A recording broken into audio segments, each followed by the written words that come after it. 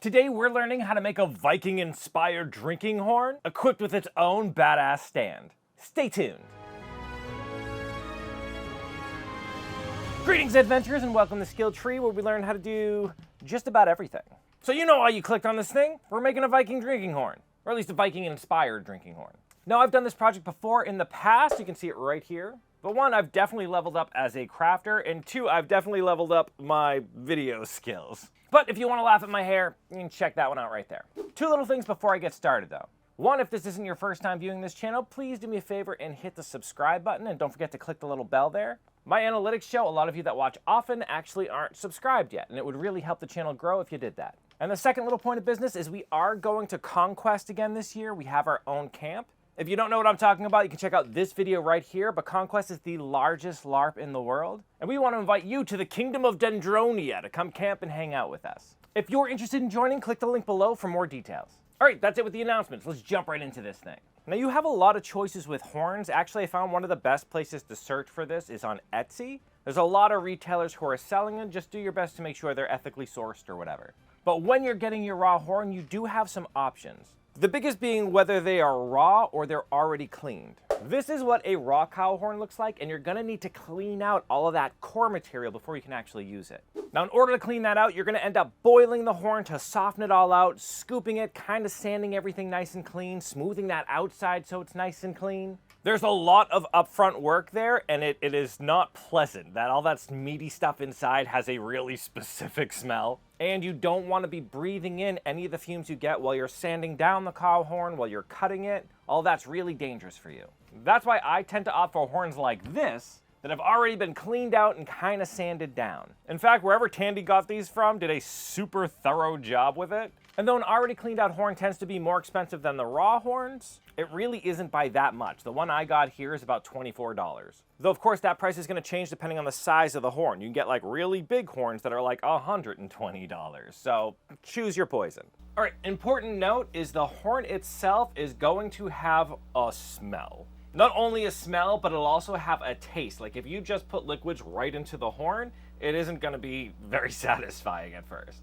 To help get rid of that taste and also like clean it out a little bit better, you can lock it down into an upright position here and just fill this sucker with vodka. Doesn't have to be the good stuff, it could be the cheap stuff. Now, since that was already a pretty clean horn, I let it sit for a little more than 24 hours. And when I was done, it had no scent whatsoever. But if you're starting with one that's kind of nasty, I've read that you want to fill it up for like 6 hours, dump that, fill it up again, and then leave that for about 24 to 48 hours, and you should be good. Though immediately there is a small bump in the road with this horn. Specifically, it was thinned out too much here at the end. It was thin enough that I was worried if I kind of put pressure on it, I might break it, which isn't awesome.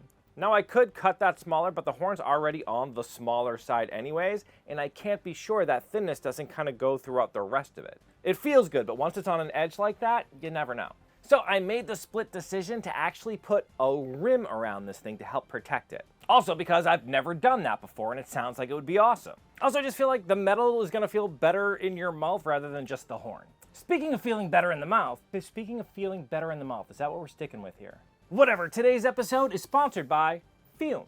Now I've talked about these little beauties before. This is a flavored air device that does kind of what it says on the tin. It flavors the air, and it is a device. Using it, you're able to draw said flavored air into your mouth, not your lungs. And since it doesn't contain any nicotine or vapor, you can use it anywhere. Not only that, but it's designed for the fidgeter in mind. It's a nice weight, it has this satisfying clip to it, and with the rubber toppers they sell, they're kind of fun to like chew on as well. I don't know, they're hitting all the buttons for me. All you gotta do is replace the little flavor cores inside, using the wide variety of flavors they have for whatever you're kind of feeling like at that time. Though I'm not gonna lie, I've been stuck on the crisp mint for a while. I really like the way this one tastes. Fume's already helped over 300,000 people build better habits, and if you want to join that number, you're in luck. Because if you order the Journey Pack now using my code SKILLTREE at checkout, you'll get one of those toppers I talked about for free. Just go to tryfume.com/skilltree or check out the QR code here. Okay, so the metal that I'm going to be using to make my rings on this thing is this small sheet of 30 gauge bronze. Now in order to get my measurements right, I just wrapped the rim with a bit of paper that's the thickness that I thought would look cool, and marked it roughly where I wanted that seam to go in the middle. Now I want this metal to actually overlap on itself because I'm going to end up riveting it into place later on. So I just cut it and marked it to give myself about 1/2 inch of an overlap. So we're gonna be trying a technique today called chasing and repoussé. Chasing is a lot like in leather crafting where you're like tooling something in, you're pushing it in from the front. Repoussé is the opposite, it's actually pushing out from the back. These two can be used in combination to really make designs stand out. Before we can do that though, I want to have a design that I'm gonna put in place. So I take my piece of paper and I make sure I draw in some frames so I knew roughly where everything would land, and then got to sketching this really basic vine work pattern. I try to keep it as basic as possible because I have no idea what I'm doing. I've never tried this before. So next, I just use that piece of paper as my guide to make my marks onto this metal with an awl. Then just use some tin snips to cut it out. Cool, now that I have that shape, I need to stick my design onto the metal. To do that, I'm just gonna use this repositionable tacky spray because it's easier to take off later on. I just spray down the paper, wait till it gets tacky, and then carefully position it onto my piece of brass. Okay, here's where I come clean. Originally, I wanted to etch a design onto the metal. Now I've done electro etching before, which you can check out here, but I didn't want to do that. I wanted to try using like an acid etch. But the acid etch I ordered just took forever to come in. And then I saw videos on the technique we're gonna use, and I was like, I kinda wanna try that now. All that to say, I don't have the setup for this. There are actual tools, of course, that you'd use for this technique. But I do have two things working for me. One, I have little scraps of metal everywhere that I can totally just take to my grinder and make a close approximation is some of those tools. Making this little guy here to help me with some of the edge work, and then there's more pointed thing here so I can do some kind of like texturing for backgrounding work. But as I was doing this, I realized something. This is extremely like leather crafting, like it's super like tooling leather. And to do kind of the same functions, I have this edge beveler and this pear shader. Now these tools are steel, so I don't think I'm gonna damage them while working with metal. But if you give this a shot and you don't have the tools and you wanna try it with your leather crafting ones, just make sure you don't have aluminum. Those will probably get damaged. Another tool I don't have for this technique is, it looks like they have like a little container of resin. So what usually happens is you heat up the resin and then you stick your metal to it. That melted resin not only helps like stick the work so it's not moving around on you, helps keep it flat as you tool it, but it's also just soft enough that as you're hitting it, it'll let the metal indent, but not so soft that it like actually just kind of gives and folds with the metal. But since this is so similar to leather crafting, I just figure I could put this piece of leather underneath it. Leather works in kind of the same way, right? Has almost that same give to it, I would think. So we'll see if it works. All of this hedging to say, if you are somebody who works with metal and knows this craft very well, I apologize for bastardizing your skill. I'm trying my best. But with that put down, I started my repoussé. First using my pear shader to hit from the back because I want that design to be raised up in the front. And honestly, it works. It works really, really well. I had no trouble getting that detail to start coming to the front. I then decided to try it with my edge beveler here, just kind of following those inside edges of my design. And again, that worked even better. Really nice crisp lines on the other side. So at this point, I'm kind of in my comfort zone. This is just like working with leather. Though I found the best results are when you tap very lightly and just kind of go back over the lines. If you tap too hard, you actually get to see your tool marks on the outside a lot. Whereas if you do it more lightly and just kind of go back and forth over the same line, it tends to come out a lot more smooth and just look better anyways. And check out how cool that is. That's a really fun technique. I was able to get those designs pretty well to the front, and I imagine if you had the right tools, it would look even better. Though that's only the first half of it. We've done the repoussé, which is pushing from the back. Now we want to chase it from the front. And again, just like if you were using an edge beveler to make a design on leather stand out, we're just going to kind of follow the outside edge of our line to push that in and really define those edges. Which made a huge difference. Look at how good that looks. I am genuinely really excited about this. I love when crafts kind of overlap like this, like a technique I already knew can be used for something else. But two, it's just really cool. We're like putting designs into metal. In fact, I read that this technique is how King Tut's mask was made, right? Same type of techniques here, which is that's really cool. All right, I'm done gushing. With that all set, I just ripped off the design from the back, and then I turned it over and decided to do some backgrounding with my little punch tool here. This again, just like leather crafting, is gonna add that texture, a little bit of shading, and help separate your design from the back so it stands out a bit more. And oh my God, that's so cool. I love that. That's so neat. Though I did notice as we're going, the piece of metal started to get work hardened. So the more you work metal or you hammer it and move it around, the more it hardens and turns brittle. And we don't want that. I need this to be a thing that's gonna smoothly go around the circumference of a horn, right? I don't need it to be like bending in sharp angles all the way around. But to get around this, we can actually just anneal the metal. This is when you heat up a metal to a certain temperature dependent on the metal, and then you let it cool back down, which is gonna make it more soft. It's gonna re-soften that metal. For this brass, you just really need to heat it up until the metal glows a dull red. And since that metal is re-softened again, I can just kind of go in with this stylus and add little veins to the leaves and extra little details wherever I wanted it to be. And hot damn, that looks cool. I love that. Such a neat technique. I wanted to add balance to the horn, like balance to the force. But in order to do that, I need to add another ring kind of to the end there. So I just did all the exact same stuff. But I decided to do this one a little bit more lazy to see how much we can get away with. So I just kind of wrapped the metal around where it would go, marked the overlap with my awl, and then cut it out to fit, allowing about 1/4 of an inch of overlap and marking that just so I knew where it would land. That leaves me with a little piece of metal like this, which I just drew my next design on the back with Sharpie. Then it's exactly the same deal, starting with my repoussé to push everything out from the back, then turning it over to chase the rest of my design from the front. And that came out pretty nice too. Then after annealing it soft again, I was able to wrap it and make it so it kind of stayed in the right position there, which is great because since it is so small and it is on the very end of the horn, I didn't feel like I was going to be able to lock this in place with rivets like I want to in the top. One, I can't get in there to rivet it. It would have to go all the way through the horn because the tip of that horn is solid. Oh, it just felt like a lot. So I figured this might be fun to try actually soldering it together. To do this, I actually got a little kit that I found at Lowe's. It had this flux in here, as well as this solder, both of which are specifically designed for both copper and brass. I simply pulled it apart and added the flux where that overlap would happen. And then holding that seam together with my pliers, I heated up the metal just to the point where the solder would melt and get kind of sucked into that seam by the flux. And this came out not bad. And this is a really thin metal, and it would either get too hot, which makes the solder just kind of bead off, or, you know, not hot enough and it's not kind of sucking in where I want it to go. Though I am going to chalk this up to just not having the right tools. I think that torch is a little extreme. If you look at like a jeweler's torch, which would probably be better for this, it's much like a smaller thing, and I think you can control the heat a little bit better. But for what it is, I'm happy with it. I think it looks pretty good. And it fits right onto the end of the horn, which is all I need for it to do. But we do have a bit of a problem now because our brass is a bunch of different colors. Which I don't mind. I want this thing to look a little bit rustic, but I want to choose what kind of rustic I want. And since we've been heating it up and letting it cool down and stuff, it's just a little inconsistent, looks a little funny.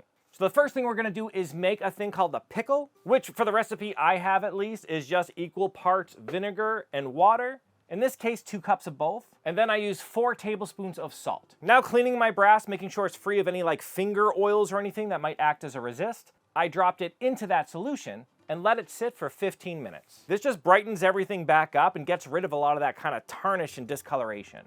Though now I want to put back in tarnish. I want to put a patina on this thing. I don't want it to be that like glaring bright brass color. So to do that, you're actually going to use basically the same mixture, but this time it's going to be just vinegar and salt. Then I put these little guys in it so I can position the brass above it, but not actually touching the liquid, and put a cover on top. What we want to do is we want all the gas that solution causes to interact with the metal, and it's going to give it a nice patina. Though this does take a little bit of time. I actually end up leaving this overnight, but I read that if you heat that solution, you can get the same effects in like 15 minutes. Something I'll test later, but I was going to use that time because I need to finish the horn before we put this whole thing together. Now again, if you're going to be sanding horn or anything, definitely make sure you're using a mask or something. I not only used this mask here, but I also busted out some of this wet sandpaper so that I could actually wet down the horn as I sand it, which is going to keep that dust down. I went from a 300 grit all the way up to a 3000 grit to get it nice and smooth. The nice thing is most of you guys have been practicing this particular technique since you were like 13, so you're going to be pros. And this left me with no dust and a really smooth finish. But I actually finished this up a lot quicker than I thought I would. I guess I'm really good at that technique. So I decided to tackle the biggest problem of a drinking horn. And that's the fact that it just doesn't stand. Just doesn't. It's a pain in the ass when you're out and about and you have to just keep holding the horn. Now they have little stands for it, but that's an extra thing you got to carry along, and I hate that. So I decided this is the perfect time to come up with a solution. And I think you're gonna love this.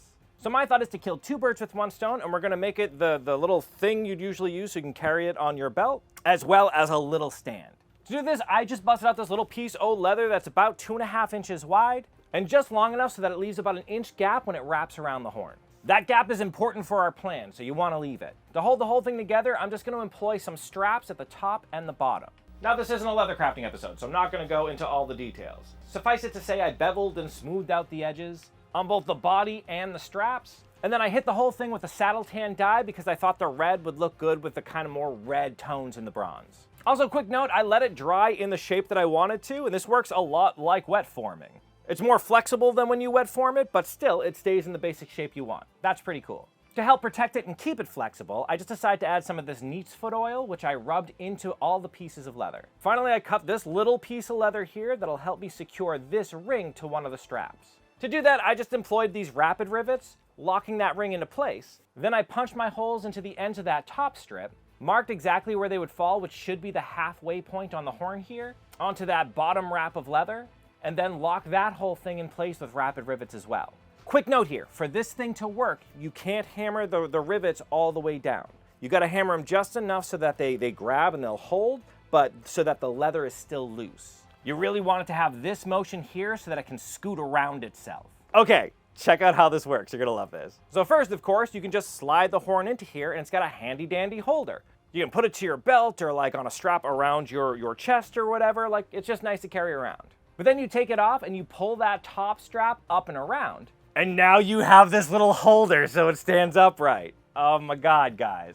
I love this. This is so good.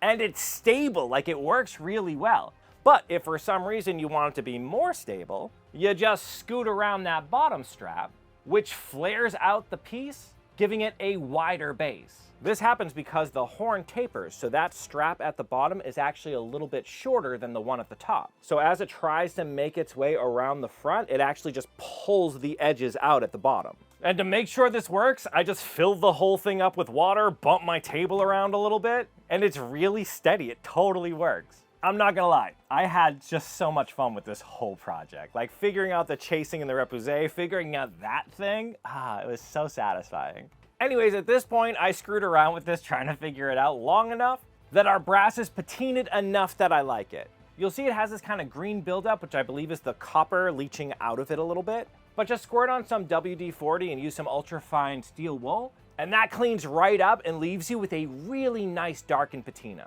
Like, look at the difference from the raw material and this patinaed material. It looks so good. And if you just use a little bit more steel wool right on the surface, that shines up that vine work and everything that's sticking out so that it really pulls away from the back.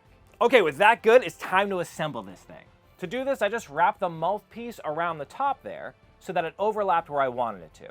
Then I drilled the first hole right at the top. Now to rivet these in, I'm just gonna be using a trick that I've used in the past, which is taking these smaller pin nails here, pushing them through the holes, then cutting them really close to the surface, but leaving just a little nub out. With that nub out, you can then use a peen hammer to peen over that metal, making your rivet. I really like how this comes out. They're small and understated, and I think they just look good. With that first one in place holding everything together, it was easy to drill the rest of my holes, and then follow suit doing the exact same thing and locking this whole thing with my rivets. And look at how cool that is. Oh my God, I love how that looks. That's so neat. Now again, for the bottom part there, I'm not gonna put rivets into that one, so instead I decided to just use a contact adhesive. So I just put it into place and marked where it would fall with my awl. Then I roughed that space up a little bit with this file just so the glue had more to grab onto. After that, I applied some barge cement to the horn and to the inside of that piece, waited the 10 minutes for it to tack up, and then just stuck them together.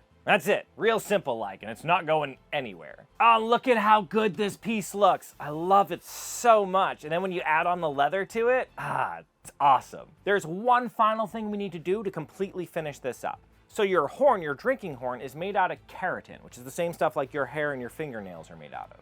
But because of that, it's actually like fibrous and can be a bit porous, which means one, it's possible that it's gonna leak, but also two, what you drink is gonna leach into it over time, right? And that's not good. It might like be a breeding ground for germs and stuff.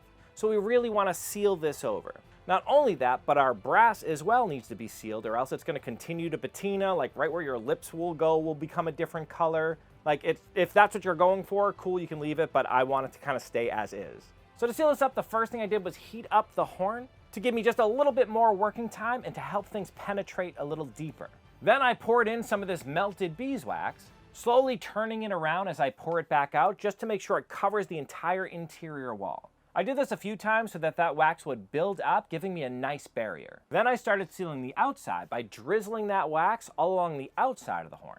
Once it was completely covered, I just kept going over it with my hairdryer to loosen up that wax and melt it a little bit, using my gloved hand to remove some of that wax as I went and just kind of rub it in where it needed to be. I just worked it like this from the very top to the bottom, kind of smoothing it out as I went. Also, quick note, I made sure a lot of wax ended up like in between the horn and the brass if there was any openings. One, making sure no liquids can get underneath it, but also it's gonna really make that brass nice and rigid and kind of seal up any of those spaces. Finally, I went over the whole thing with some wool, really polishing it up, almost like how you'd polish up a shoe. And look at how friggin' pretty this thing is. Oh my God, the finish is like a beautiful satin. All of the brass pieces look great. My designs stick out nicely. The little leather holder is awesome. Look at this thing. I love how this came out. Look at this. This looks great. Not only that, but guys, come on. Just bend this up here, and then we just whoop.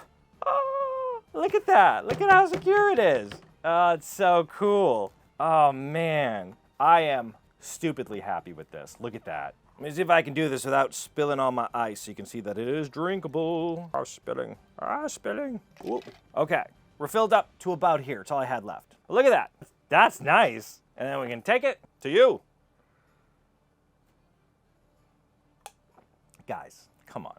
That's awesome. I love that. Now, of course, because it is sealed with beeswax, you can't really use anything hot, right? You can't drink hot things out of this or it's gonna melt. You also probably don't want to like leave it in your car on a really hot day. Though it won't really hurt anything, you're probably just gonna have to re-wax it. So I know this was a little all over the place. I was trying a bunch of new techniques. I came up with a whole other like system here, but that's part of the fun of crafting, right? You kind of don't know where it'll lead you necessarily. But do please let me know down in the comment section below if you like this kind of project, if you enjoyed this one. Also, let me know how you do stuff differently. I'd be really interested to know people who really know how to like chase metal and stuff. Oh, one last thing. Last episode, we did a giveaway for a leather crafting kit. The winner for that is Behoff. I think that's how you pronounce it. So Behoff, if you are watching, just go to our email in the description below and let us know where you'd like us to send that kit. But if you did like what you see here, give me some of that like it love and don't forget to subscribe so you know when I release new content. In the meantime though, keep leveling up, you. Cheers! You made it to the end screen. YouTube loves it when you do that. It's a fantastic way to support this channel. Another great way to support this channel is by joining these people's noble ranks. These are our Patreons, and we couldn't do this without them. It's only through their support we're able to afford the horns and metal and everything needed to do this project. A special thank you to Sarah, our newest high-tier Patreon member, and a huge thank you to our Grandmaster tier Patreons, Dragon Designs, Froggy, WildFox99, and Just a Guy from the Southwest. Again, we can't do any of this without you, so thank you so much for your support. If you like what we do here and want to support us, consider joining our Patreon, link in the description below. Or you can click on one of these videos that YouTube thinks you'd like, and that helps out a lot too. To you and your support, we thank you.